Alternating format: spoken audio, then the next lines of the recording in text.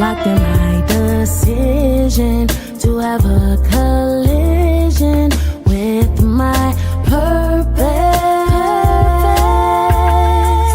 It is my assignment to be in alignment with my purpose. I'm locked in, going all out, no fear, no doubt. My God, my choice, your will, I'm all yours. Locked in, going all out, no fear, no doubt. My God, my choice, your will, your will, your will. Locked in my decision to have a collision with my purpose. It is my assignment to be in alignment with my purpose. Have a collision with purpose, 'cause you know that you're worth it, and your dream is worth capturing.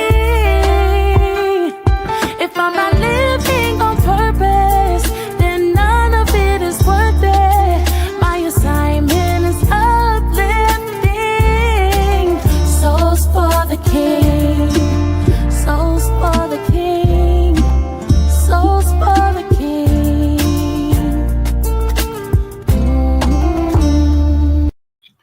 Greetings, friends of the A Collision with Purpose movement.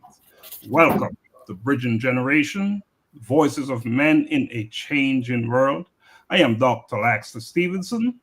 This groundbreaking podcast delves into the multifaceted experiences of men across different generations. In an era where societal norms and expectations rapidly evolve, this show offers young and older men a unique platform to voice their challenges, triumphs, and perspectives. Each episode aims to foster understanding and bridge the gap between generations, exploring themes ranging from masculinity and mental health to career dynamics and personal relationships. I am Dr. Garfield McCook, one of your hosts.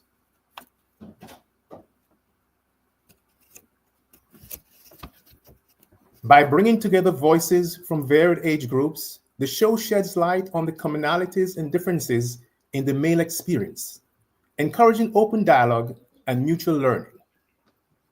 So whether it's a teenager grappling with the pressures of social media or a senior reflecting on the changing definitions of manhood, Bridging Generations is committed to uncovering the real stories of men navigating the complexities of a changing world. I am Dr. Juan Marcel, one of your other co-hosts. Doc, what's going on this week? What's new? It's Monday. What's new? It's February. It's February, yes. And what does Black that History mean? Month. That's what I'm talking about, right? Black History Month. That's a big deal, right? Yes. It's a huge deal. That's a huge deal. Now, the last time I checked, we fit into that category, right? We should call it Voices of Black Men in a Changing World. How about that? Let's call it that for tonight. Yes. We can do that. I'm with that. Go ahead. Let's hear from you, Dr. Juan. No, I think that is so apropos, especially in the times we're in now. That the challenges with this new administration, there's so much going on with the news about the DEI and corporations pulling out and how it impacts our community. And just to think about a group of people or the powers that be wanting to almost erase our history when Black history is American history, and not want to talk about it, wanting to fine or arrest or penalize teachers and organizations and federal agencies for teaching Black history is pretty upsetting. As you talk about teacher, right? Our teachers, as you talk about teachers, our guest tonight is a teacher, and she's not a male. We thought it would be a good mix, a good different perspective to bring a female teacher on. So that's what we have on tonight. But you're talking about teaching, Augusta. Yeah. How important is it for us to stay focused and speak the truth, and why our teachers are so critical? Oh man, listen, doctor. I'm reminded of a amazing woman who we laid to rest a little over a decade ago. She was my second and third grade teacher. She was a Black Panther. She was an activist, and all of the knowledge and power and understanding and the importance of being Black specifically. We learned that not just in our home with my parents, but being able to see her face and have her voice in school. I carry that with me to this day at nearly 40 years old. All of those lessons and stories about not just MLK and Rosa Parks, but her in-depth analysis on people, you know, like Matthew Henson and H. Rat Brown and Kwame Ture and all of these historical important figures. And it's important to have teachers that look like you, that sound like you, that speak to your experience, and not just to have them, but for them to be honest and authentically themselves, because it allows you, even at that young age, to say, man, I'm comfortable, I can be me. You know, what a solid point, Chris. You know, you talk about it is important to have teachers that look like us, but authentic is also important, because we've seen some of our officials, government officials, who they look like us. They sure don't behave and sound like, at least they don't advocate for us, do they? So very important. Let's give it to Dr. McCook. And Dr. McCook, you know, we had a get together yesterday. Yes. And can you jump in on that, please? Yeah, so yesterday we had started off Black History Month and Reggae Month with the launch of the Jamaica International Independence Foreign Song Competition.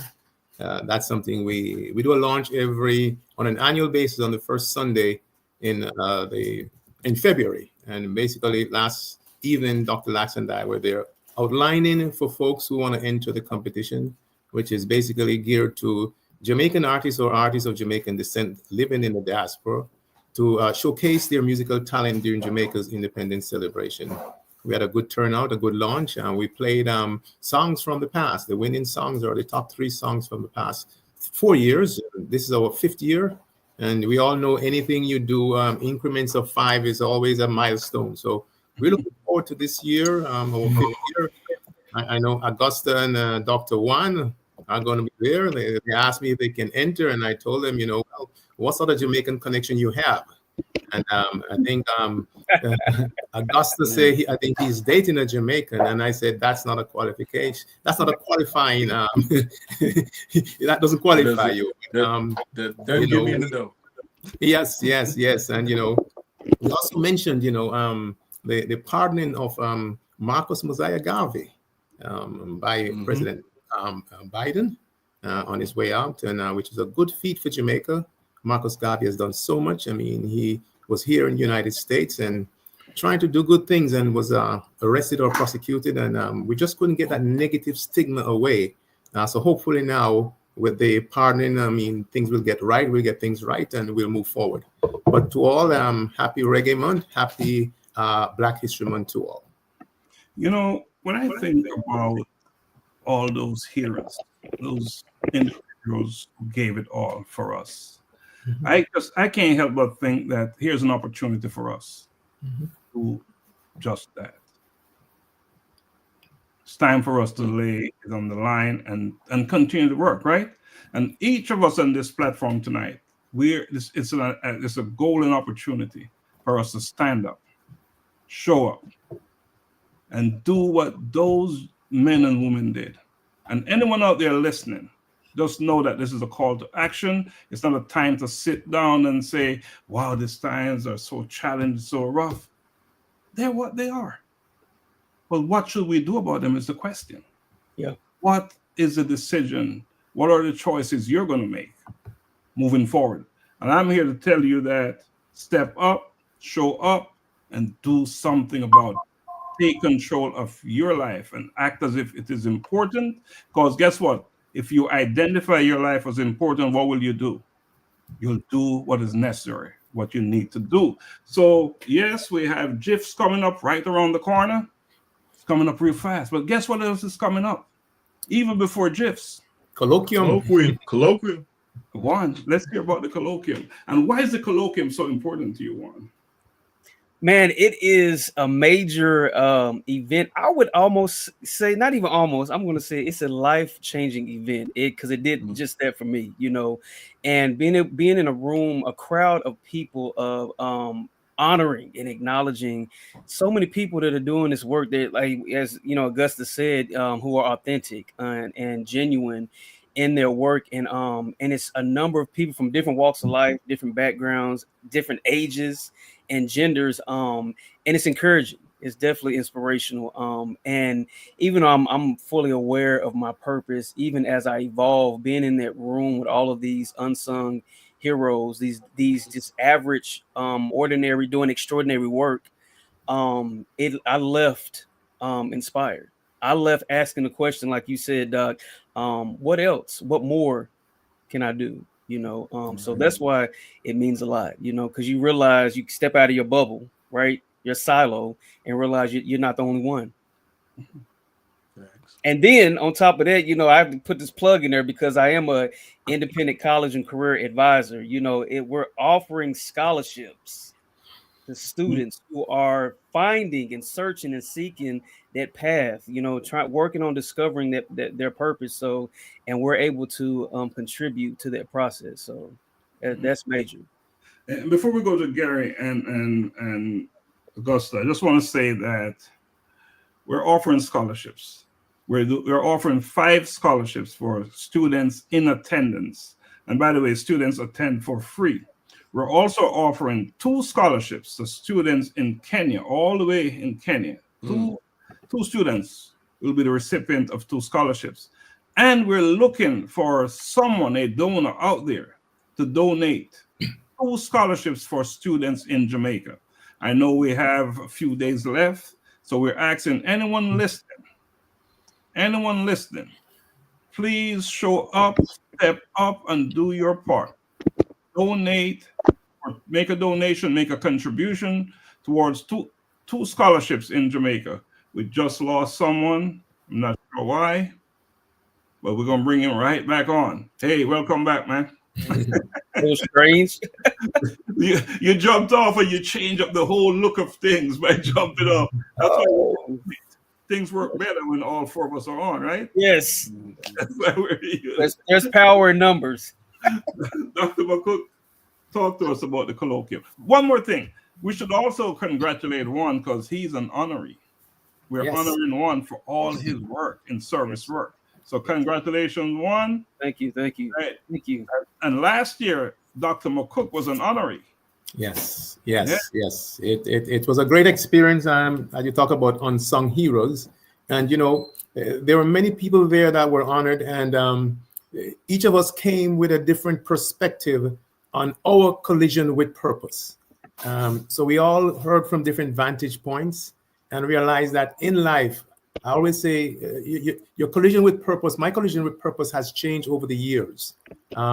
Things when I was younger, I collided with a certain purpose and it led me in a certain direction. And over the years, as I grow older, there are different collisions that I have. And the collisions really are things that happen in your life that make you sit back and kind of assess and say, where do I go from here? We can't be stagnant in our purpose. Our purpose is ongoing, ever flowing. So it was great to be honored. And I look forward this year to being one of the speakers presenting. Thanks to Dr. Lax for entrusting that in me as one of the speakers. I thank you, sir. And Dr. Juan and Augusta, we were all there last year, and I'm sure we had a good time. And we're reaching out to everyone out there. You missed last year, don't miss this year. It's happening during the Black History Month, so which is very significant. Again, the date is on February 22nd, and Dr. Latz and Juan and the others will elaborate more on that. But see you there. Scholarships will be given. Come and mingle and tingle with your folks. Thank you, Dr. McCook. You know, I posted the link in the chat, in the comment section, so you can purchase your tickets there. They're $60. Be there. You don't want to miss it. So, Juan, No, let's go to Augusta. We did one already. Let's go to Augusta. Augusta, you were speaking as well. In fact, you will jump this thing off. Right. So I'm, second year in a row. It gets greater. It gets greater later. Every year we go in with an expectation that this is going to grow, that this is going to be bigger. Last year was, for its infancy stage, was amazing. For it to come from the ground up to that, the amazing work from, Miss Donna. Hi, Auntie. I know you watching somewhere. Amazing work from Miss Donna, yourself, the entire team, from people who set up, took down, catering, everything. And I would encourage anyone who's, specifically if you're in the Atlanta or metro Atlanta area, if you're anywhere around 285, 75, 85, if you're within a 45-minute to 1 hour drive of Snellville on February 22nd, there was no reason you should not be here. If you're somebody who you like supporting real, authentic effort and work, where you can see the people, you see the diligence, it's visible, you can see the work being done, you like seeing people being honored for the work that they've done, you enjoy seeing people, as the old folk in the church would say, getting their flowers while they could smell them, there's no reason you should not. You're an hour away, 30 minutes away. We should see you there that night, enjoying and celebrating not just these people, but this is Atlanta. Let's call it what it is. People here like business. They like networking. They like-minded folk. You're not going to find the first quarter of this year a more important, a more significant event than February 22nd over there at Shiloh High School. So I expect to see you there. I expect to see you networking. I expect to see you shaking hands, and I expect you to bring your child to possibly get a scholarship too. Thank you so much. And of course, children, students, they attend for free, no charge for students. Adults, of course, you have to pay. It's $60. And for that $60, you're able to enter the event, and you also get a copy of Daily Insights Unveiled, Your Odyssey to Find Purpose. Now, if you can't attend the event, you can also purchase the book, and I highly encourage that you do so. Now, we have a guest tonight, and we should not hold her up anymore. So let us take a quick break, and then we'll come back and bring her on. I'm a boy kid, I'm a boy kid. I'm a boy kid, I'm a boy kid. I wake up in the morning and I praise the Lord. I thank Him for His protection, and I walk in His steps, declaring that today's provision is set up for me. I love God and I love my friends. I'm a bold kid. I'm a bold kid. I'm a bold kid. I put on my armor and I write His word, blessing come out of my mouth, cause I know to whom I belong. I am bold for Christ, Holy Spirit dwelling within me, carrying His presence wherever He sends me. I'm a bold kid, I'm a bold kid. I'm a bold kid, I'm a bold kid. Loving others as He told me to pray, for healing, miracles to see, knowing my identity in Christ, He is in me. I am a bold kid, He loves me, standing firm on His word, proclaiming everything I heard, not afraid because He is with me. Be bold.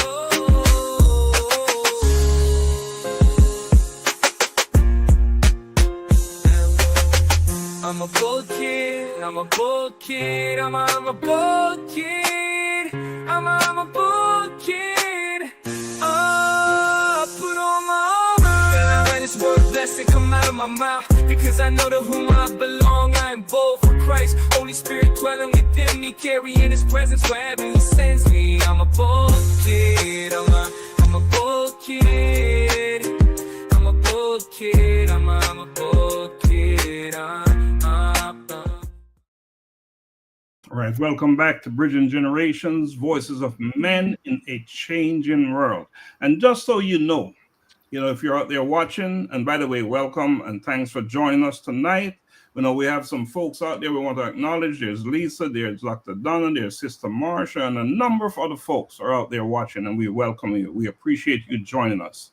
We don't take your time for granted, so we're so grateful and thankful for that. You listen to this song, Bold Kid. It's not just a song.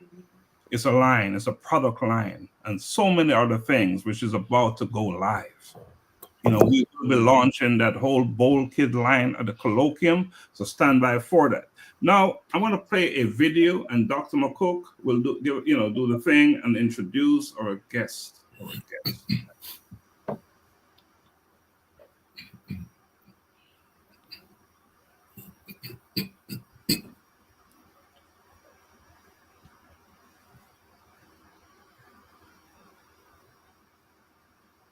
You got it, Doc? Are you playing the video first, or are you going to go straight? Do the introduction. Do the introduction first? Yeah. Okay, yes. So thanks again for joining us here.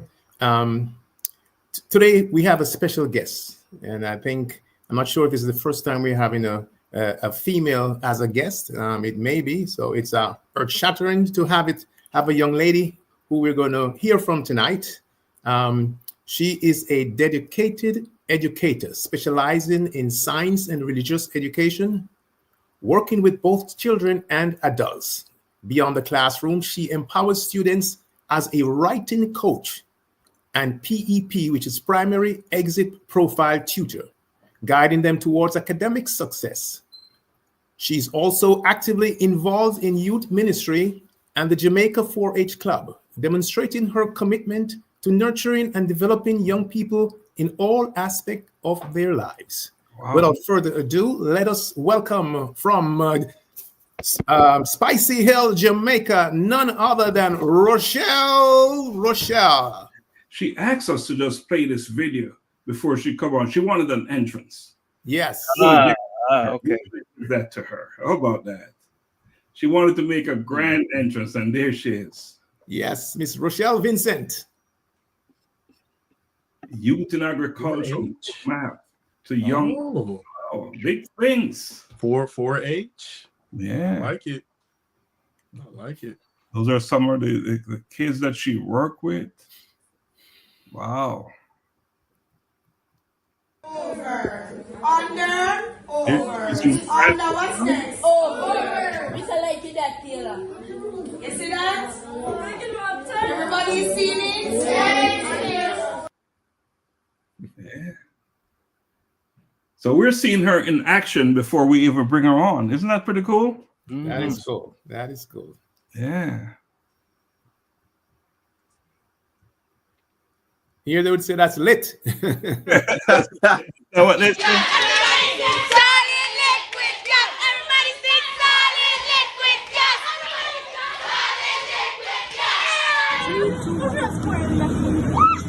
What's on there? Science project.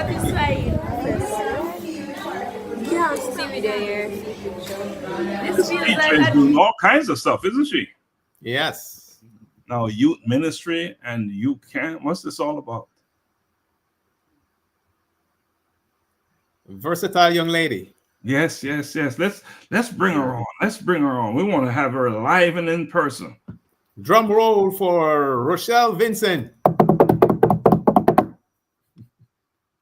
Ow. Wow. Welcome. You to unmute. There we go. All right. Hello, gentlemen. Welcome. Thank you for having me. Wow. The floor is yours, Ruchelle. All right, so hello everyone. Let me ensure my voice is up and running. Hello. I am Ruchelle.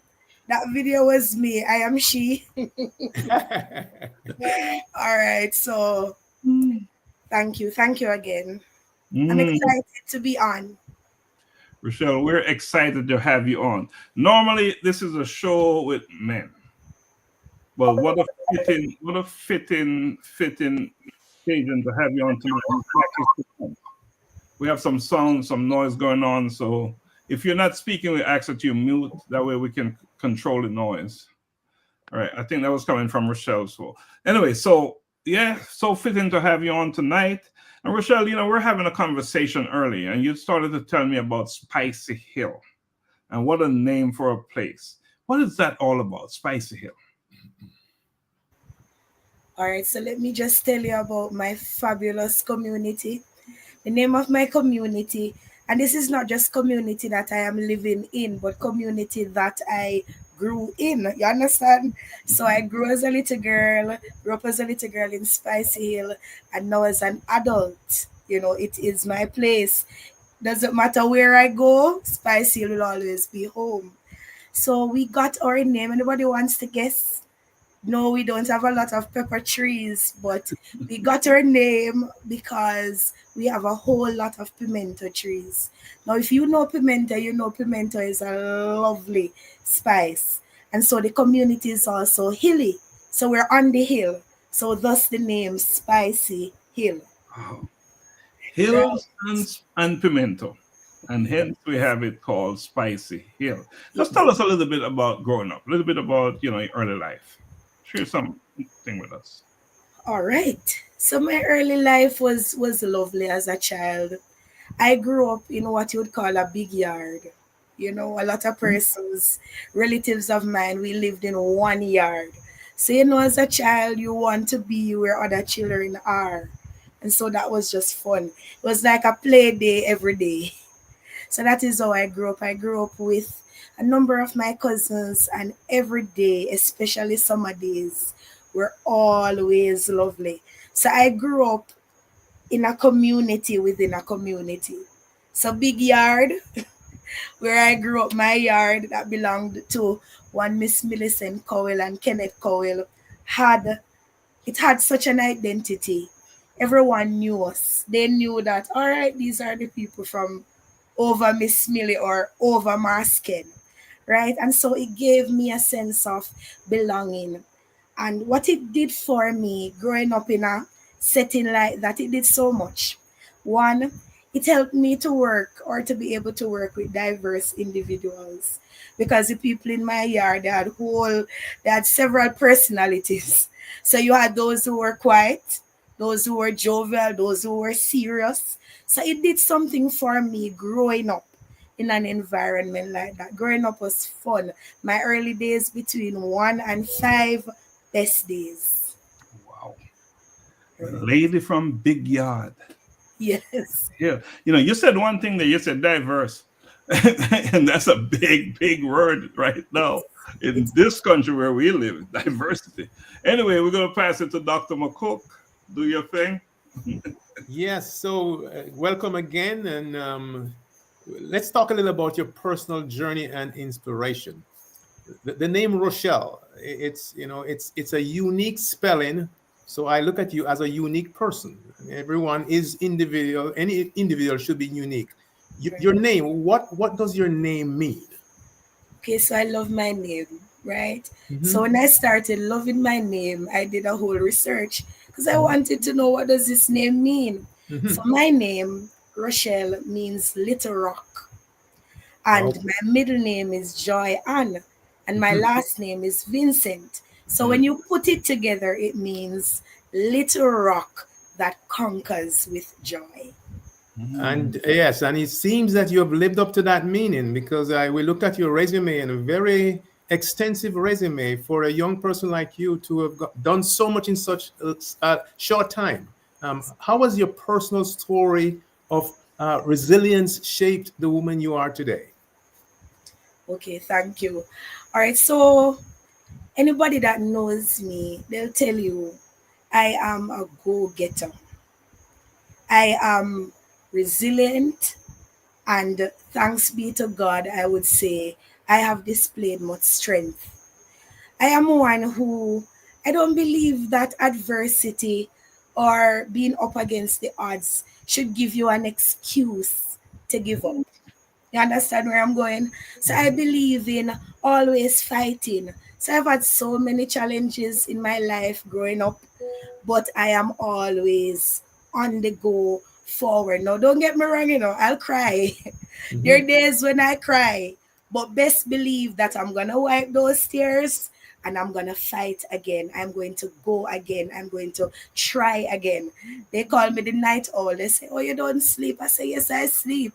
But I take a lot of the hours in the night and I think about real big dreams and real things I want to accomplish. Sometimes I don't even know how to.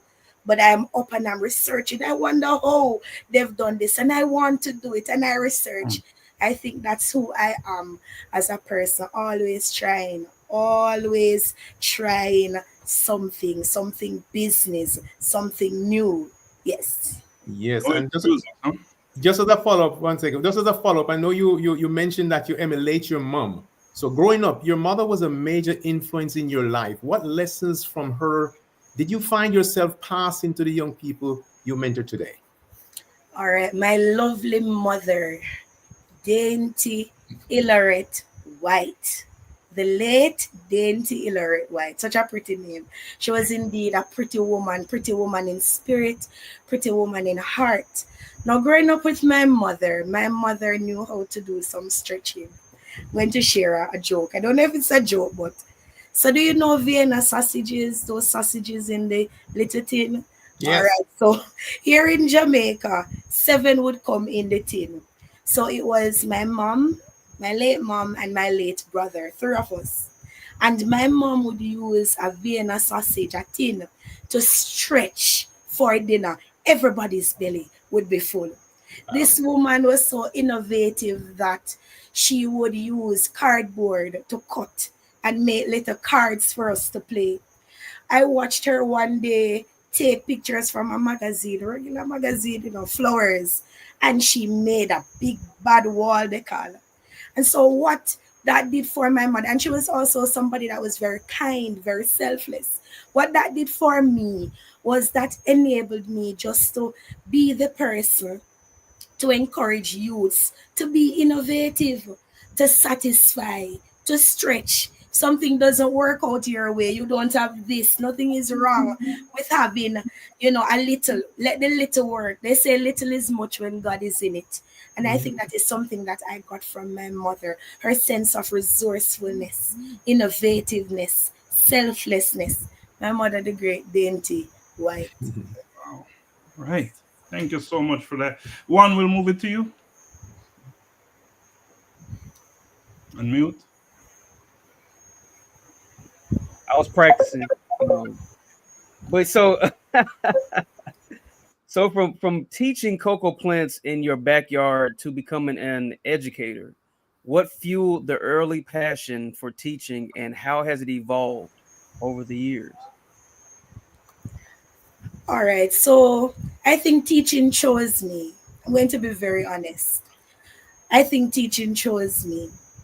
I'm going to tell you that teaching is something that it just felt like a part of me as a little girl.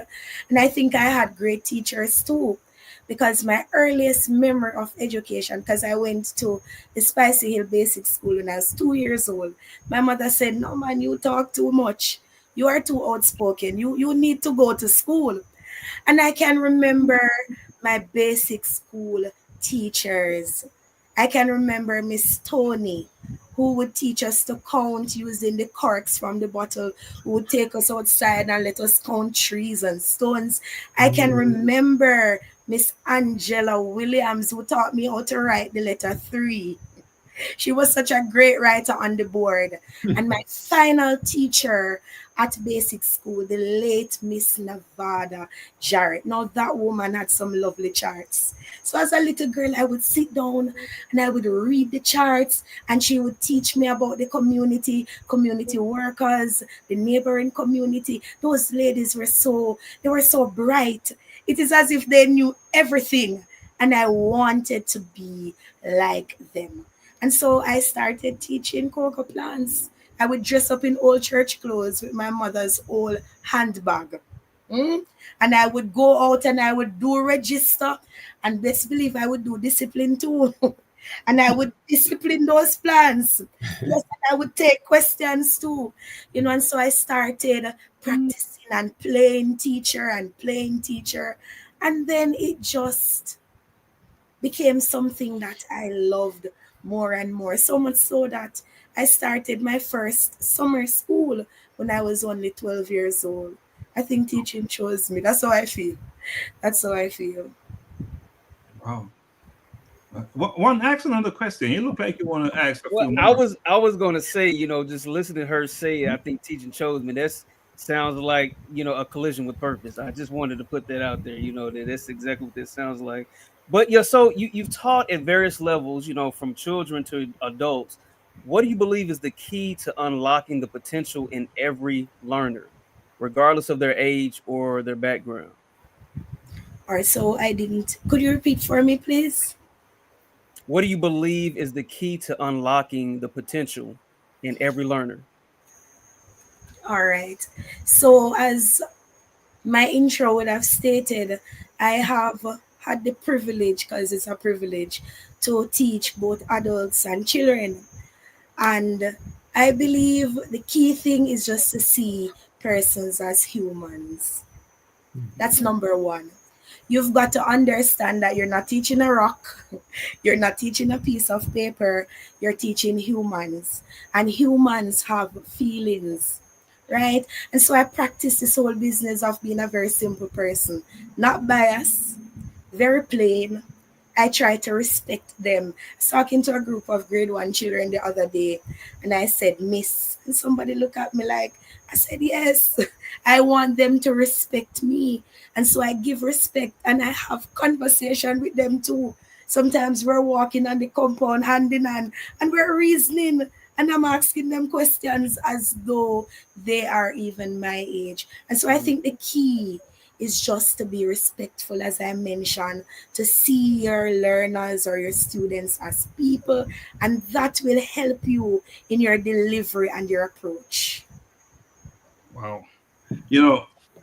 Before we go to you, Augusta, I just want to say something that we've had a number of guests come on this show, but we have never had one that sent their intro in. This is the first that said, I want to be introduced with this video. And how powerful is that? So, Ruchelle, we appreciate you. Confidence, resilience, courage. Yes. It's just amazing, and we really appreciate that. And especially in the times that we're living in, you're saying things like, no matter what the situation, they ain't no giving up. It's not an excuse, and we truly appreciate that. Juan, Augusta, can you unmute and jump in with the questions? Yes. In everything you're saying, I can hear and visibly see, like I hear the passion. I see the love for what you do. So I do feel like teaching called you. With that being said, you were able to witness a 60-year-old student, learner, earn distinction. So we know that like education is transformative, and even like the smile on your face coming up. How have moments like that impacted you and encouraged you and like with your approach to teaching and instruction? How has it affected you? How has it helped you? All right. So I want to start off by saying, beautiful question. So learning is an ongoing process. Learning goes beyond classroom, whiteboard, blackboard, projector. Learning should affect the way you live. And working with adult learners, what that did for me, it gave me the opportunity to make impact on them so that they could live better lives. Now, this lady in question, I'm going to tell you a little bit about her. She is a custodian. This woman would go to work. And by the way, at 60, she was older than my mother. My late mother was not 60, when she passed. And so this was an elderly lady, respectable woman. And she would go to work as a custodian, come to class in the evening. And I noticed that when she came, there was this timidness, this shyness, not wanting to displease me. And I was very frank with her. I said, if you know, you know. And if you don't know, I am here to help you. And this lady worked. She made errors, but I was in the background cheering her on. And she worked. You see, when she got that distinction, mark you, she's still a custodian. But you can't be confident like that woman. I hear that in her line of work, her communication is just. And when I see her on the road, she's waving and I'm waving, and we go our merry way. And for me, just to be able to assist that woman in getting a distinction in her city and guilds examination at 60 years old. She may never use it, as I say, in terms of professional, in terms of showing academics and so on, but just to see her, beam with joy, with that accomplishment, and just to know that she felt, like a better woman, that did something to me and for me. One of the most rewarding experiences I've ever had as a teacher instructor. I love it. That's awesome. So there's someone who's 60 years old and a learner, and you do a lot of work with the youth. So you're doing all of the age groups. How, with all of the AI and the social media and the phones, how do you keep people interested in learning and education? How do you make it meaningful? How do you engage them and interact with them with all that distraction of technology? How do you do it? Right.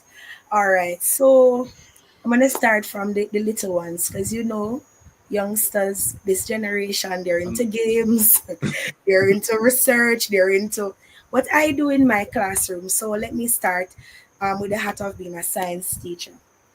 In my classroom, I promote research, but it has its place in terms of research in the World Wide Web. So I have a no phone zone. I'll allow them to do research. When it's research time, you're allowed to. But what I do is I engage them learning through discovery, learning through play. I make sure that as a teacher, I am always prepared. So I don't go and scratch my head and wonder, what am I going to teach today? No, man, I was up from 3 a.m. I thought about possible jokes that I could crack, possible stories that I could give. I also thought about experiments that would not just bring out the content, but experiments that would wow them, right? And so the technology is there as distraction, but man, when I come out with those experiments or a dub, the children, they tend to love dub. And if you would have seen it in one of the videos, they were just jumping because, as Jamaicans, we're into music, right? And so I practice incorporating the arts. I practice being knowledgeable about my content area and just creating an atmosphere where learning is not a pressure or a bother, but learning is fun. And people like to have fun, apparently. People like to have fun. Is that so true? Now, let us acknowledge some folks, right? So we have quite a few folks on. We have Miss Rosalind Benjamin, Marsha McIntosh, Martin. We have Jennifer Golden, Lisa Harris. We have Alexia Jarrett, Dolores Monte Shaw. We have Caricia Brown. We have Lisa Richmond, Paulette Ricketts Thompson, Karen Johnson, Bianca Brown, and Dr. Lexi Johnson, and the list, we are Rovell St. C. Chambers, and the list just continue and continue. We are going to take a quick break, and when we come back, we're going to talk about leadership and community involvement, and Dr. McCook, you will lead off. Let's do one question per host, all right, so we can keep it flowing. But Ruchelle, I'm going to play a video, and I want you to pay close attention, all right? Because we're going to have a few questions for you from the video, okay? Okay, sir.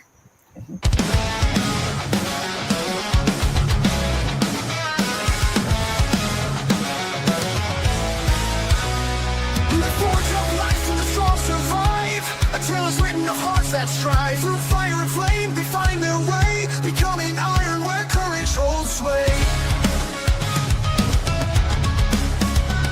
Becoming iron, with heart forged in fire. Tales of courage and conviction rising even higher. Displaying strength in the fiercest fight. Becoming iron, shining in the night. Faces the darkest night. The empowered man fights with all his might. The resilient man stands unwavering and strong. The inspired man knows where he belongs. Together they rise, conquering fears. Becoming iron through trials and fears. Becoming iron with hearts forged in fire. Tales of courage and conviction rising even higher. Displaying strength in the fiercest fight.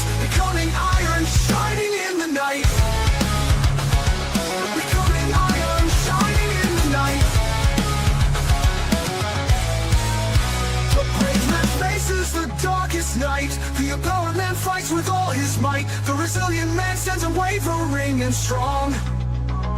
The inspired man knows where he belongs. Becoming iron knows where he belongs. Becoming iron, shining in the night. Becoming iron, with hearts forged in fire. Tales of courage and conviction, rising even higher. Displaying strength in the fiercest fight. Men becoming iron, shining in the night.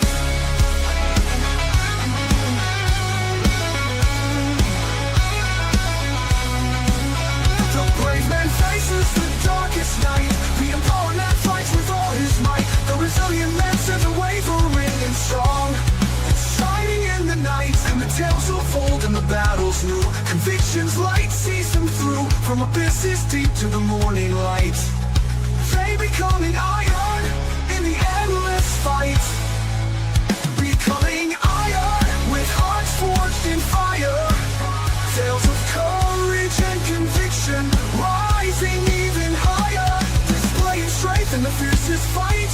Men becoming iron, shining in the night.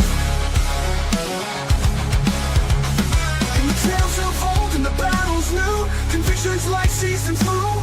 From abysses deep to the morning light. They become iron in the endless fight. They become iron in the endless fight. In the tales of old and the battles new. Convictions light sees them through. All right, welcome back from the tales of old to the battle new. All right, so welcome back to Bridging Generation, Voices of Men and One Powerful Woman. That's who we have here with us tonight. One powerful woman. Ruchelle, as you watch that video, you know, I know it says men, right? But there are 4 categories.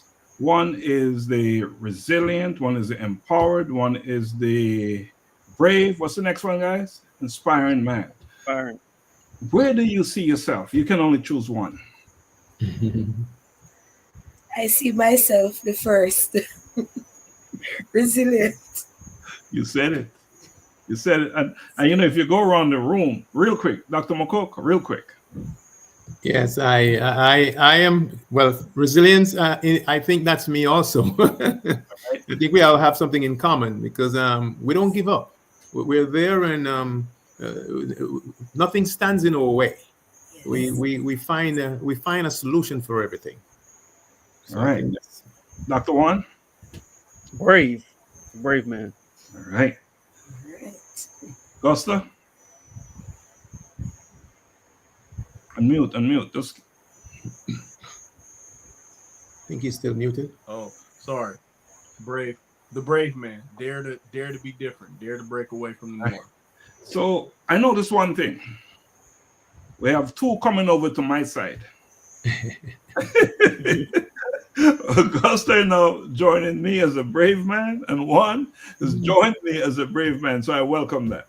Now, gentlemen, I know you're all of those things. So we put it out there. And Ruchelle, I know you're all of those things, but we say you just pick one. You can only pick one. Now, let's get back to the program.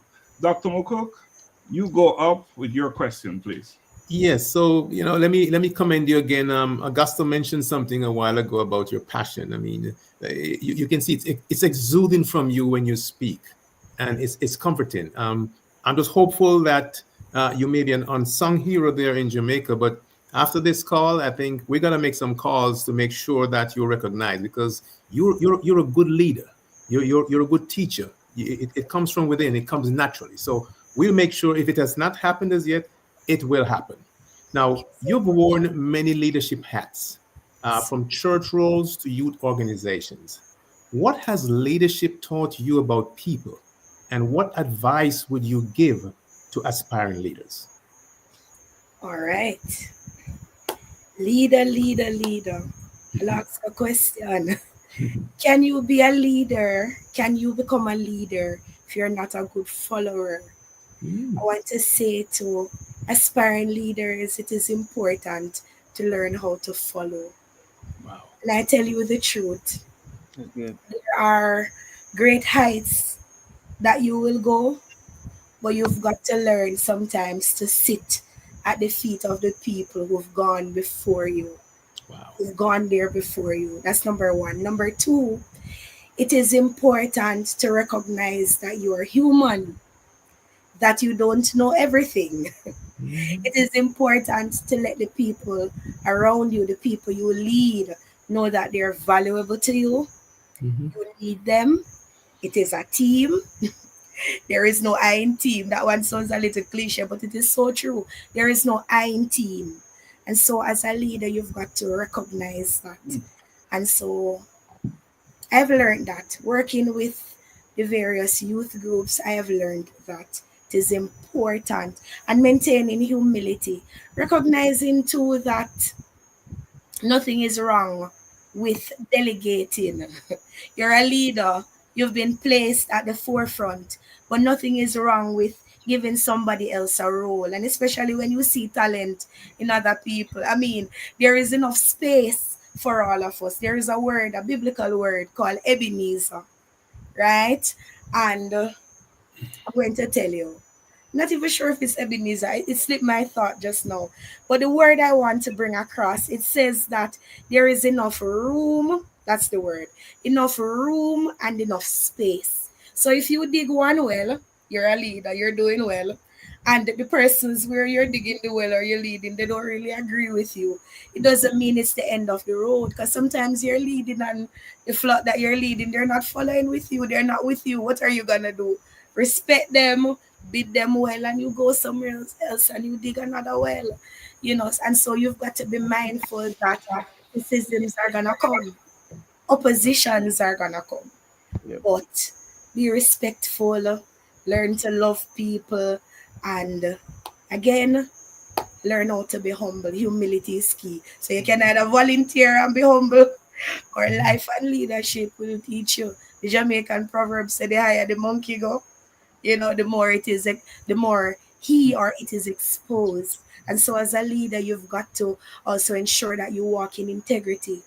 Yeah, man, because you're seen, you're in the forefront. Can't be double standard. You have to live a life that is good and you have to do what is right. You're a role model. And so, that's my encouragement for aspiring and young leaders. Before we go to Juan, Dr. Juan, we have non-Jamaicans watching, right? Yes. Talk to us about the monkey thing, the higher the monkey. Explain that, break that down. All right. So you are, don't know, have you ever climbed a ladder before? Mhm. And the more you go up, the more the persons on the ground are able to see you, even things you don't want them to see. The higher you go up, the more persons will see you. Sometimes you have flaws, and the higher you go up in leadership, the higher you recognize, persons are gonna start seeing. And it also means that, look, you're high, but you can fall. So you're climbing high, and your impact to the ground will be greater. So it's twofold. You've just got to be humble. It's a steep drop. It's a steep Steep drop. drop. That's what You it said it says. right. A Yeah, hard job. You said it right. yeah. So, Dr. Juan, let's go to you. After the Yes, steep yes. Well, you mentioned before that at the age of 12, which is truly remarkable, but you started an organization or a camp. You started the Sunshine Faves Kids Club. What motivated you at such a young age to do that, and then how has that experience influenced your current initiatives? All right. So the Sunshine Favorite Club. I was 12. Didn't know a lot about club life, but I know what I wanted. I really wanted to share art with children my age, children younger, and even children older. And so I decided, because my grandparents at the time, they had a shop front, an open area with seats, and men would play dominoes in the night. I dominated in the daytime. And so I would invite children to come because I love art. I really love art. And I would draw, and we would make little things together. And it just grew. Children were interested. And a cousin of mine, I think she's on tonight, Casey. I remember sharing the idea with her, And every single thing that I do, Casey is just always in it. Oh, yes, man. And probably some persons would say, go sit down. What you know at 12? But Casey was yes. And I remember once we had an exhibition and fundraising. Imagine us as children, what could we possibly sell? Man, we sold cushions. We sold little chicken that we fried. We mixed drinks because the club needed funding. And so that was really the early stage, or that gave birth to my desire or love for events and events planning. Because what the club did, even though yes, it was to develop, the skills in children and just give them something to do. You can come over and we can sit together and sew something, or we could do a little drawing. But the fact that I had to be raising money for the club, that developed in me a skill set that I hold today. This whole business of fundraising, right? Mhm. Yes. That's good stuff. Oh, yeah, Augusta, jump on it. I see you and you Yeah, so I'm gonna ask a question, but I also go back to something she said earlier. It was interesting. Your name means little rock that conquers, and you mentioned Ebenezer, and you remember Ebenezer in the Bible is literally it's a stone of help. It's a Help. stone of assistance. Yes. So I was like, oh, I Yes. was like, that's. I said, I like that. I like that. So, I mean, you're fundraising, you're teaching, you're doing community work, you are active in your community. You exemplify everything that someone would look to as like this is an amazing person who, me personally, in today's world, I would say this person should run for office because they have a heart for service. They actually want to do these things and it's genuine and it's real. How do you do all of that and not get burned out? Like, how do you balance it all and still find time to catch a couple of hours of sleep and, to find the you time? How do you balance it all? Right. So I'm going to make a confession because I know my friends are on, my relatives are on too. Save my head. You know what taught me that greatest lesson? Burnout taught me how not to burn out myself. So I actually learned the very hard way. I made mention prior that as a leader, you've got to learn how to delegate. You've got to learn how to ask for help, right? You've got to learn also just to know when to say no. I remember I was in a season of no's. Some people didn't take the no. Can you do this for me? No. And then I felt bad and I would go back and say, all right, I can help you a little. But you've got to know when to say no. You've got to know when to say soon come. You've got to know when to say, I really can't help you this way, but I'll support you that way. And when you do that, you begin to protect self. You understand? You begin to preserve self. Because the truth is, how can you do great things? Great things for God, great things for school, great things for community when you are burnt out. You are your greatest resource. And so you've got to practice self-care. And so what I do is I love to work. I'm going to tell you the truth. But what I do is I really like gardening. And so I am a fan of gardening. I love orchids. I really love to just sit and just watch a little movie about dogs. I love videos with dogs, and so I find time just to unwind, right? And I also listen to music. So I listen to music. I just get into worship and meditation, and I feel good, and I go again. And a big task comes up, and I feel fresh. If it is too big, I delegate. I do it in chunks, right? Mm, Yes. wow. Thank you for that. Ruchelle, before we go on to talk about faith and personal growth, I want to give you an opportunity to say, give a big shout out to your friends who are watching. All right. I really don't know who is on, but friends, family members, relatives, I love you. I love you. I want to give a special shout out tonight to a group of people. My earliest memory involves them. And I'm going to call them a name. I'm going to call them Punches, children. Those people, they've been really good to me. They were good to my mother. They've been good to me. I want to shout out to my brother and friend Jermaine. Want to shout out to my sister.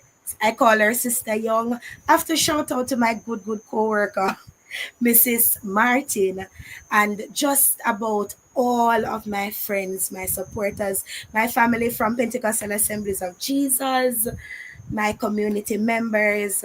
Thank you for always supporting me. And believe me, I put on a whole lot of events sometimes, and these people are always supporting me. I appreciate you all sincerely. Awesome. By the way, Sister Marsha McIntosh Martin sent a message as well. She said, "Talented and skillful with ease." That's her message to you. Thank you, Mrs. Martin. All right. So let's talk a little bit about faith and personal growth, right? You're a woman of faith, and it's such a big piece of your life, a cornerstone of your life, in fact. How has your spiritual journey influenced your professional path and personal growth? All right, I love that question.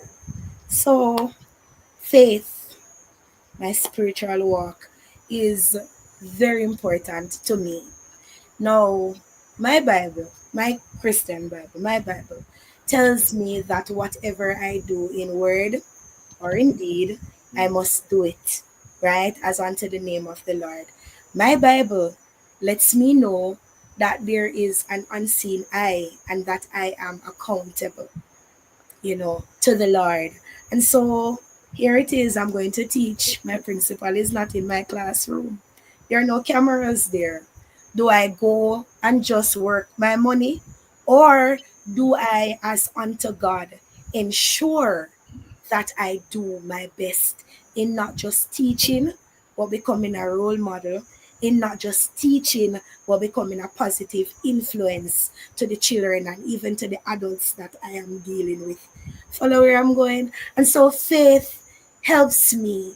There's this lively conscience in me that tells me you've got to do whatever you're doing well. You've got to ensure that you're honest. And I keep, reiterating those virtues, saying them over and over. You've got to ensure that you're honest. You've got to ensure that you're not slothful in whatever you're doing. Sometimes you will not be able, and this is me now speaking outside of not just being a teacher, but even somebody interested in business. You may take on a project and you are not able to fulfill that which you promise. It is so important just to be open. I struggle with that a bit, not wanting to disappoint anybody. But faith says always tell the truth, always make sure that you are doing the right thing. And it's good for men to applaud you. It's good for men to applaud you. It's good for persons to say, yay. But it's even a bigger feeling when you know that God is pleased with what you are doing. And that, for me, fine gentlemen, that for me is it.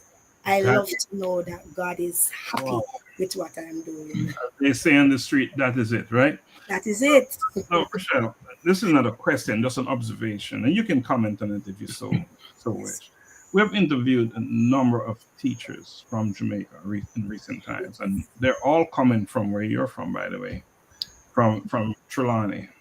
But we noticed something, and I'm wondering if this is a common thing for teachers across the country of Jamaica, across the island. Because we're seeing a level of integrity, dedication, commitment, and all of those powerful types of things to describe how teachers are operating.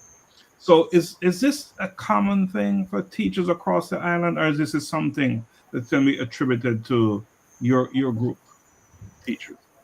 All right. So I hope that as teachers, we know that integrity, having just morals and values, you're taught that in teachers' college, hey, you need to have positive morals and values. I can't speak though for the wider group. I can speak to the group at my school, to the group within my circle. I find that they're real people of integrity. And I have lived to be under the tutelage of great teachers, as I would have mentioned. My early teachers, they were women who were they were just so well spoken. They were dedicated to their work. Yes, man. I don't know if it's a Trelawney thing. No offense to anybody, but I don't know. But the teachers I have met in my parish, they are indeed excellent, top tier, top quality teachers. It must be the yellow. It must be the yellow yam. I don't know if it's the yam. Anyway, we'll move it to Dr. McCook. Dr. McCook, and so here's another Trelawney man right here, Dr. McCook. Ruchelle, I think there's got to be some amendment or something done in Jamaica to change Spicy Hill to Ruchelle Village. I think that has a good ring to it. Now, there's in the Bible, in Matthew 19:26, where Jesus says, with man, this is impossible, but with God, all things are possible. Meaning that anything is achievable with God's power, even if it seems impossible to humans. You've shared a powerful story about feeling divinely touched while ministering at Granville Girl Home. Can you describe how moments like that reinforce your faith and your mission? Yes. So, my college life, campus journey, I was blessed to be a part of a ministry called UCAM, Universities and Colleges Apostolic Ministry. And I can recall one day I wasn't well. I was actually at school and I did some strenuous activity, and so I wasn't well. We were having PE. And I remember, because I went to school in Montego Bay, and I left Montego Bay, came to Trelawney, stopped at the hospital, went for a check because I was really feeling terrible. And I left the hospital that night, went to the shop before my home because there was a mission the next day. And I bought all the things as the leader of the group. And the Saturday morning, it was a Friday, so the Saturday morning we journeyed to the place of safety, girls' home, Granville Girls' Home, right? And while we were there, I looked at myself afterwards in the pictures. Gentlemen, I was so gray. I was so ill. I wasn't well. I needed to be home in my bed, but I wanted to be on the missions. And while we were there, some plaiting hair, some washing the hair of the girls, and some doing this and some doing that. Are you able to hear me? Yes. Yes, so I lost my screen. All right, I'm back. So while I was there ministering to the girls, something amazing happened. As I spoke to them about life, and I can just recall reassuring them that God loves them and, God wants to do something great for them. I felt within my physical body an immediate healing in my body. I felt as though the ailments that I had the night before that caused me to be at hospital, immediately as I expressed to them and I shared with them, my body just felt better. You know what message that taught me two lessons. One, that God really does reward us when we do good. Two, it also shows me that when we look out for other people, that it brings about a certain kind of healing. So you're doing good for others, you're praying for others, but guess what? In praying for others, you're doing good to yourself as well. And so that trip really showed me that, yeah man, sometimes as human, you don't feel well.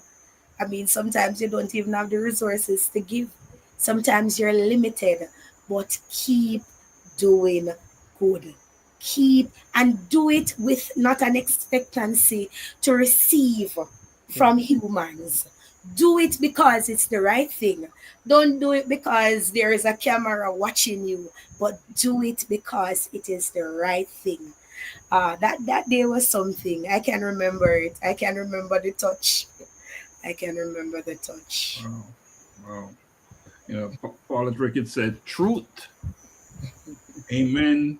Glennis Allen said, teachers of integrity. And wow, Dr. Juan.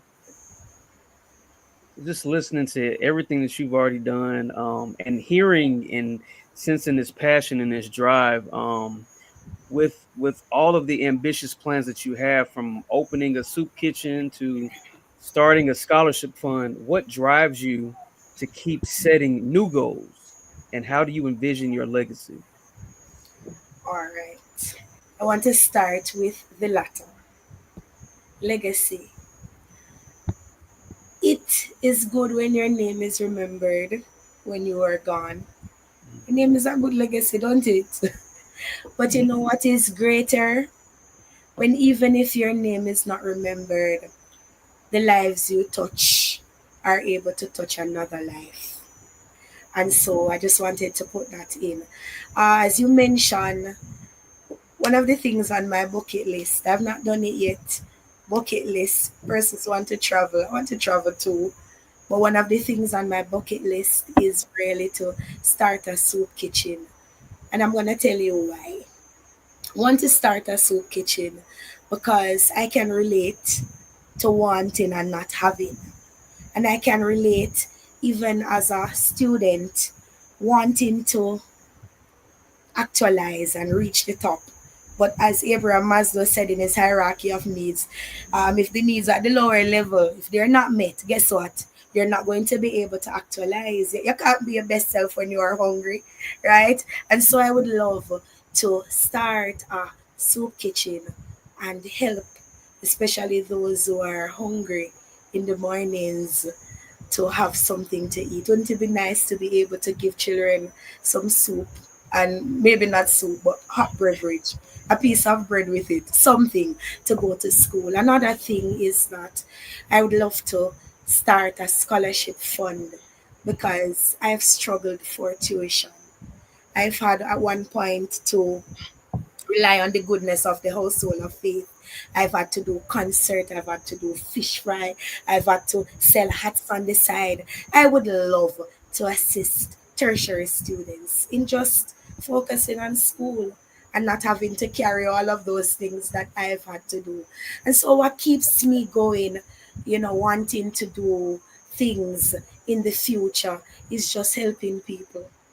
Mhm. I just want to help people. I don't know what I'll want to do in a year from now, maybe new things to the list. But I can tell you that the baseline of it will be I Yep. really want to help Mm, people. As I've been helped and as God mm. has helped me, I'd like to help more, more. I'd like to do better. Wow. Your Yes. thing is to help people. And that is what you're doing. That's what you've been doing. Augusta, talk to Rochelle about challenges and resilience, because that's a big piece of her life, resilience. So I would in resiliency, because I like hearing about how people bounce back. Failure teaches a lot of valuable lessons. Could you just kind of share a time where it didn't go the way you expected and Yes. how you rebounded from that? Awesome. All right. Anybody that knows me, if I'm to talk about the lowest point in my life, lowest points, it would be 2 points. One, I'm going to start with the hardest one, right? So the first would be when the person that I wanted to be great for uh, passed. And so when I lost my mom, my world went downhill for a season. Mm, I didn't want to encourage anybody. I didn't want anybody to encourage me. I wanted to crouch. I wanted to cry. And within that time, I was so low. But then guess what? I got to a place where I remember saying to God, I said, God, She's my mother, you know, but she was your daughter first. Mm. And over time, I started to embrace the memories. I started to know that she would want me to do better. She would want to see me happy. And that really helped me to overcome that. And I currently mother my nephew, who was my mother's grandbaby. And so I raised him also in honor of my late mother. So that was a very low time in my life. Now, as it relates to failure, let me tell you something. There was a time when I struggled to find my tuition. And when I got a little money from fish fry and other things, and persons gave to me, guess what happened? One would think that the story would go great. Guess what happened? I had to take a leave of absence from college. I had to stop. Man, that was devastating. Can you imagine always giving motivational speeches and always saying to young people, hey, you've got to have faith, and always just being that person, especially to the group that I led at the time, the UCAM group, and to be out of school. What do you say now to yourself and to everybody else? And I can remember one day, and God bless my friends from UCAM. I remember one day I was in Kingston because I couldn't stay in my community, drop out of school. And I was already saying, oh, I'm defying the odds. My mother is poor, but I'm going to make it. And this is me, not in school. I had to leave. And so I left and I went to Kingston and I continued working with the campus ministry. I remember one day I went over to a college to support them. This was me over there supporting them. Everybody was in school and I was not. And it broke my heart. But I want to tell you that I continued serving.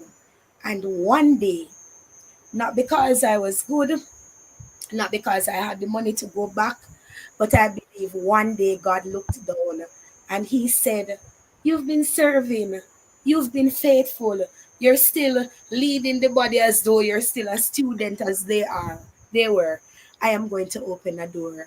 And God opened the door and I was able to get back into school. And so those were two very low points in my life. I am happy I did not call a quit. I did learn my lesson.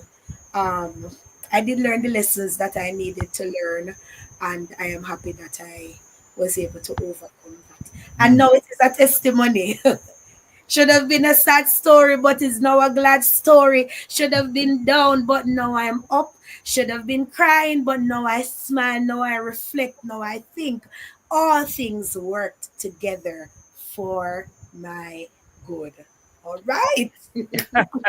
Powerful, powerful. Okay. Dr. McCook, let's continue with challenges and resilience. Yeah, so thanks for imparting to us that more personal side of your experience in your life. But on a professional level, you've been engaged and you've impacted lives. But on that professional level, say in your work atmosphere and so on, I mean, what strategies or mindsets have helped you to navigate tough times while staying focused on your purpose? Because the personal is different from the professional. So let us hear about the professional side. All right. So going to look at my work. Now, there are days, because as I said, my classroom is lit, my classroom is fun. But you do know that there are days when the children are just not in the mood, and days when children are children. And even the adults that I taught, there were days when, they just gave up. They just wanted to go home and to look about their family, and school wasn't working out. What I found during that time or those times, you really have to allow persons to sometimes just to take a break. If I am doing a class and the children are not getting it and I know they need to get it, say I'm teaching a topic and they're just not grasping it, what do? You allow them to take a break, you allow them to rest, and you try another day. And so within the professional setting, something that I have done to deal with hard times is just to always have a contingency plan. Sometimes I just need to step back and regroup, and I try to encourage myself. Why am I doing this? Am I a teacher just on good days, or am I a teacher at heart? And that's gonna mean that sometimes your students are not gonna get it. Sometimes you're not gonna yield to the discipline that you're putting. But hey, guess what? We try another day, right? We try another day. And that's how I look at life. You've just got to keep trying. Change your strategy. So if it is that you're doing a song and they're not getting it, you give it a break and you write it on the board. You give handouts. If it is that, persons are not getting along, and that's something that has really caused even some of my classes to have challenges. Children getting at each other. Guess what I do?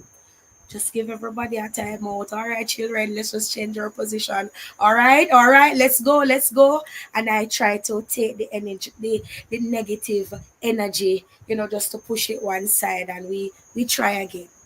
Now, if that doesn't work, then we just have to find something that works, right?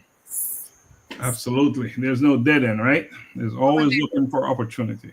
Always. Right. Yes. So we're going to stay on set, and we're going to continue on the future aspirations and the legacy. And Juan, Augusta, you go. Juan? Yes.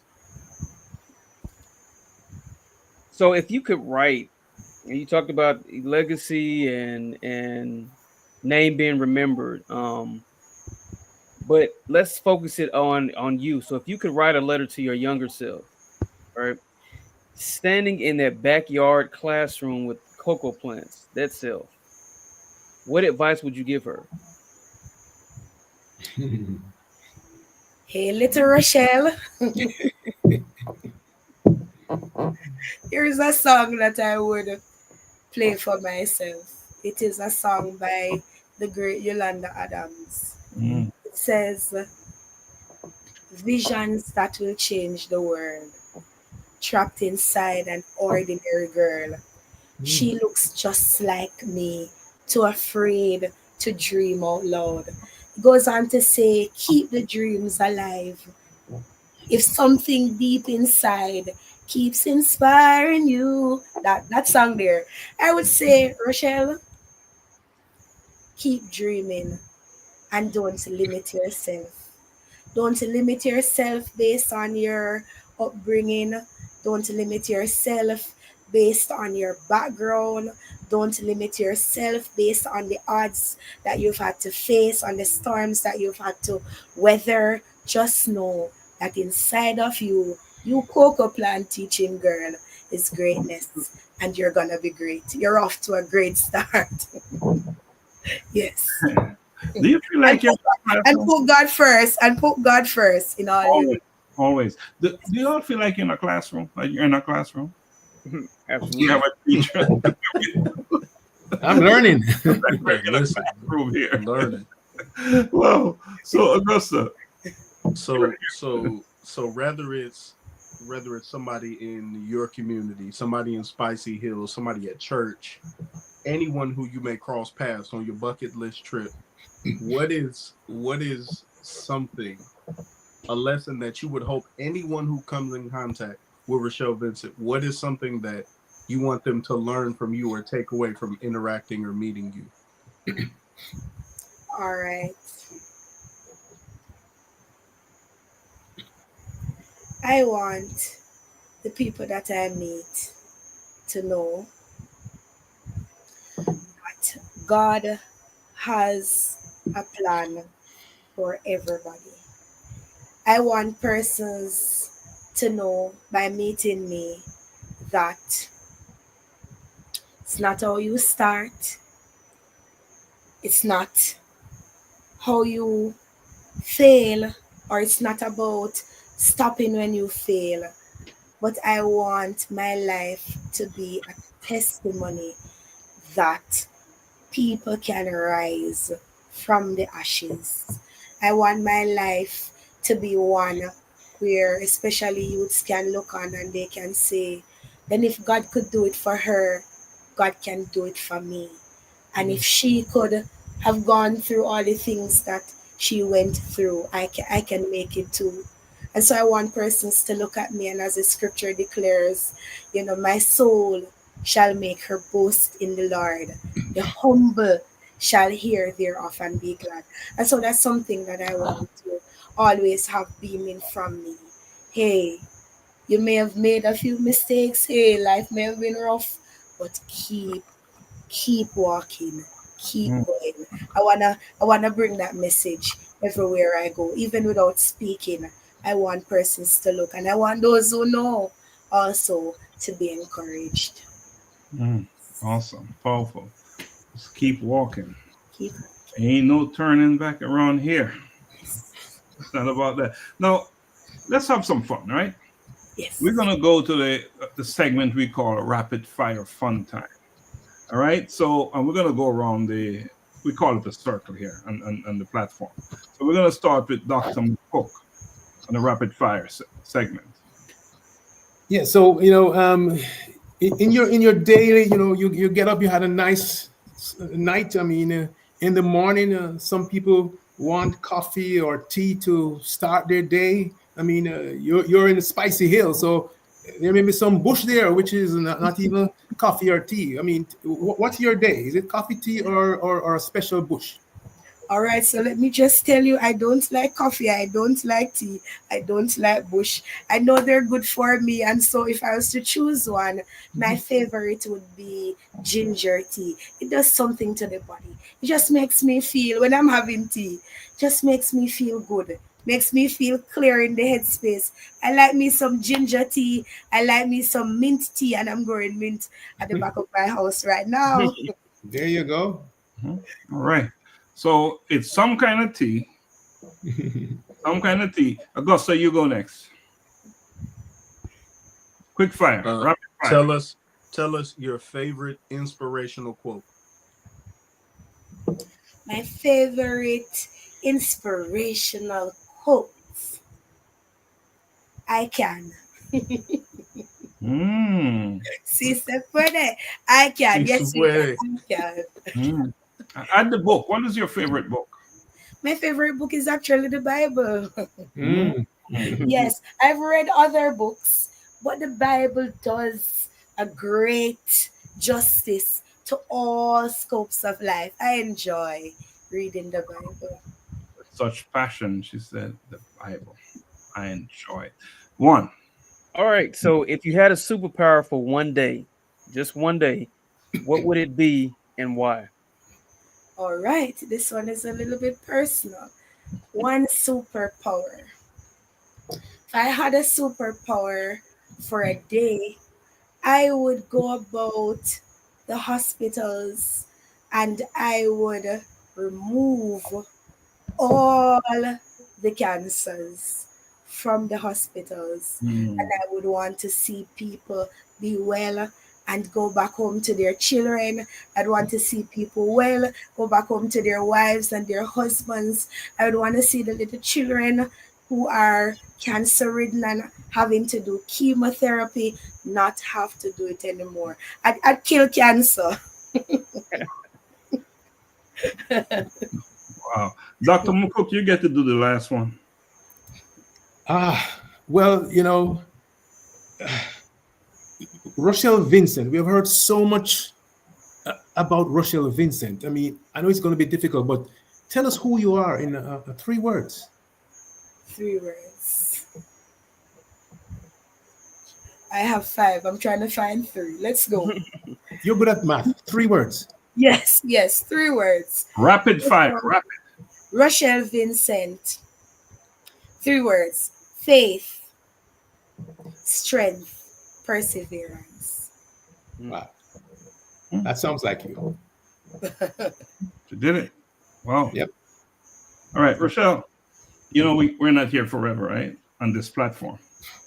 Where time is of the essence, right? So time went by so fast. It's amazing that it did.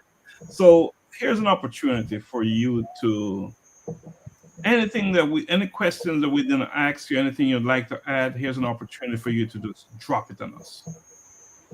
All right. All right.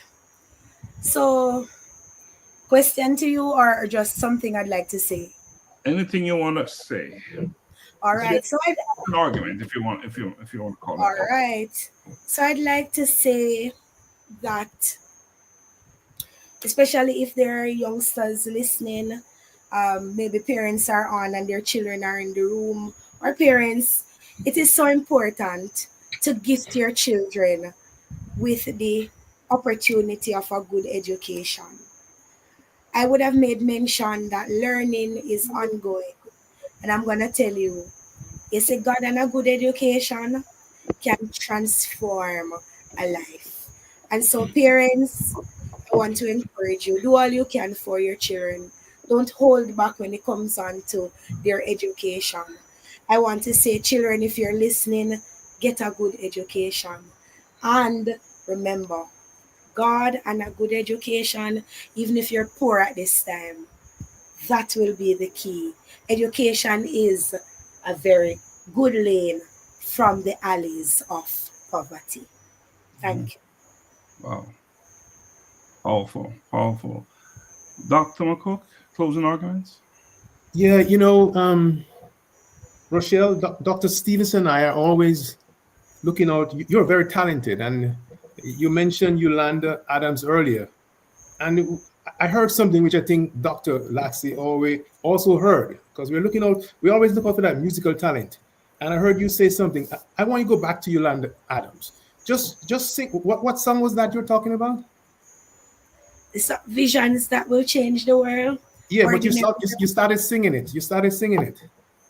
Just give me a little. Just close out and give me a little of it. Just send us home with a little of that. All right. Visions that will change the world, trapped inside an ordinary girl. She looks just like me, too afraid to dream out loud. And I'm gonna go on. Keep the dream alive, don't let it die. If something deep inside keeps inspiring you to try, don't stop and never give up. Don't ever give up on you. Yes. We hear you. So we're going to send a special invitation to you. We have an international song competition. It's held here in Georgia, July. The criteria is that you got to be a Jamaican living in the diaspora or of Jamaican descent. But we may think of, making an exception and have you there as a guest artist. Never know. So look out, watch out. God bless you. Thank you. Thank you, Dr. McCook. Augusta, closing argument. If you all have learned nothing else this evening, short and sweet, be like a Ruchelle Vincent. Do not limit yourself to the greatness that you could assist and help in this world. You have a multitude of skills that God has blessed you with. Make sure that you use them to change the lives you see every day. Thank you for your time, Ms. Ruchelle. Thank you for having me. Thank you, gentlemen. Thank you so much. Wow, that's powerful. Powerful. There's so much that we learned tonight. Yes. But we must say thank you for grace, for blessing us with your presence. We truly appreciate. And it's interesting that a few days ago you probably couldn't have shown up here. Right. The way you were feeling, what you was going through, but you're prepared, and you are being prepared for everything that you're doing in your life. It's not just you who's doing it, right? Greater powers at work. Clearly that is so. So I just want to say again, thank you for joining us and for just dropping nuggets upon nuggets upon nuggets on us. You killed it. Mm-hmm. And the one thing I want to say, I want to read from something here. I wrote these, but I don't always remember what they are. It says, and it reminds me of you. It says, I am enough. I have enough. I will live fully without regrets. And that is what I'm hearing coming through you, your words, that you are enough and that you're living fully without regrets. So I thank you for that. I thank you for joining us and hope you will come back. Yes. So too. Please. And Juan, before we go to your big closing argument, let's acknowledge some more folks here. Santana, is that the musician Santana, the guitar player? I think that's my cousin. Okay, it's not. Yes, my cousins from the Bahamas are on. Okay, it's not the musician. No, it's not Carlos. No, it's not. Okay, he said, "I am so proud of you, my cousin." It's going so fast. The comments are coming. And Bianca said, "Excellent job, Rush. Proud of you." Someone said, Dolores said, "You nailed it." And Jennifer Golden Tomlin, so another cousin, right? Same name, said, what did she say? "Well done, Rush. I'm proud of you, Elegant Tomlin." Oh, man, the list goes on and on. Juan, let me give it to you so you can close it as only you can. Yes, well, to our distinguished guests, we appreciate you joining the conversation. Of us men, bringing that radiance and that intelligence and that boldness. So we appreciate that. To our listeners and our audience, we always appreciate you. It's the same time every week, Monday, 7:30 Eastern Standard Time. And I close with this. One common thing we heard tonight was ambition. And there's a great American author, Frank Tiger. He said this. He says, "Ambition is enthusiasm with a purpose." So be driven, be ambitious, because it leads you to your purpose. It drives your purpose. And I want to also say this, that the saying is this, that you miss 100% of the shots that you don't take. As you heard from our distinguished guest tonight about being resilient and never giving up, take the shot. Take the shot, be ambitious, because it will drive you to your purpose. So we appreciate you joining us tonight. Have a great evening, and we will see you same time next week. Have a good one. I'm a boy kid, I'm a boy kid. I'm a boy kid, I'm a boy kid. I wake up in the morning and I praise the Lord. I thank Him for His protection, and I walk in His steps, declaring that today's provision is set up for me. I love God and I love my friends. I'm a bold kid. I'm a bold kid. I'm a bold kid. I put on my armor and I write His word. Blessing come out of my mouth, 'cause I know to whom I belong. I am